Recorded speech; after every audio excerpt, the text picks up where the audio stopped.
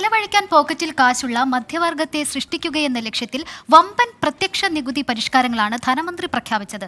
പുതിയ നികുതി ഘടനയിലേക്ക് മാറിയ 12 ലക്ഷം രൂപ വരെയുള്ളവർക്ക് ഇനി നികുതിയില്ല. 2 പുതിയ സ്ലാബുകൾ കൂടി ഉൾപ്പെടുത്തിയതിനൊപ്പം അടുത്ത ആഴ്ച സമഗ്ര പരിഷ്കാരങ്ങൾ ഉൾക്കൊള്ളുന്ന ആദായ നികുതി ബിൽ അവതരിപ്പിക്കുമെന്നും മന്ത്രി പറഞ്ഞു. I reaffirm the commitment of the tax department to trust first, scrutinize later.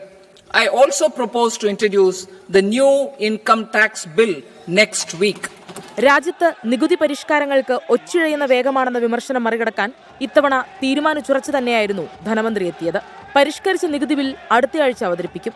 നികുതിദായകരുടെ സൗകര്യം മാത്രം ലക്ഷ്യമിട്ട് ലളിതമായൊരു നികുതി നിയമമായിരിക്കും അതെന്നും ധനമന്ത്രി പറഞ്ഞു.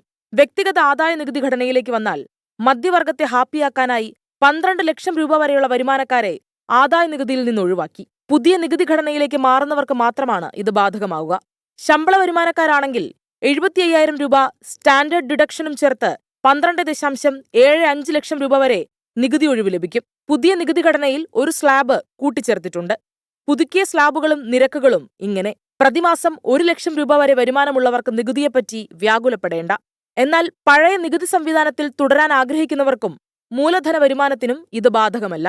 മുതിർന്ന പൗരന്മാരുടെ TDS പരിധി 50,000-ൽ നിന്ന് 1 ലക്ഷമാക്കി ഉയർത്തി. വാടക ഇനത്തിലുള്ള നികുതി ഇളവിന്റെ വാർഷിക പരിധി 2.40 ലക്ഷത്തിൽ നിന്ന് 6 ലക്ഷം രൂപയാക്കി. കൂടുതൽ പേരെ നികുതി സംവിധാനത്തിലേക്ക് കൊണ്ടുവരുന്നതിനായി റിട്ടേണുകൾ അപ്ഡേറ്റ് ചെയ്യാനുള്ള സമയപരിധി 2-ൽ നിന്ന് 4 വർഷമാക്കിയിട്ടുണ്ട്. ആദായ നികുതി ഇനത്തിൽ എത്ര തുക ലാഭിക്കാമെന്ന് ഉദാഹരണ സഹിതം ധനമന്ത്രി വ്യക്തമാക്കുകയും ചെയ്തു. ചെറിയ ചാരിറ്റബിൾ ട്രസ്റ്റുകളുടെ രജിസ്ട്രേഷൻ കാലാവധി 5 വർഷത്തിൽ നിന്ന് 10 വർഷമാക്കിയിട്ടുണ്ട്. 12,100,000 രൂപ വരുമാനമുള്ളയാൾ ആ അധിക 100 രൂപയ്ക്കായി വൻതുക നികുതി അടയ്ക്കേണ്ടി വരുമോ എന്ന ചോദ്യം നിലനിൽക്കുന്നുണ്ട്.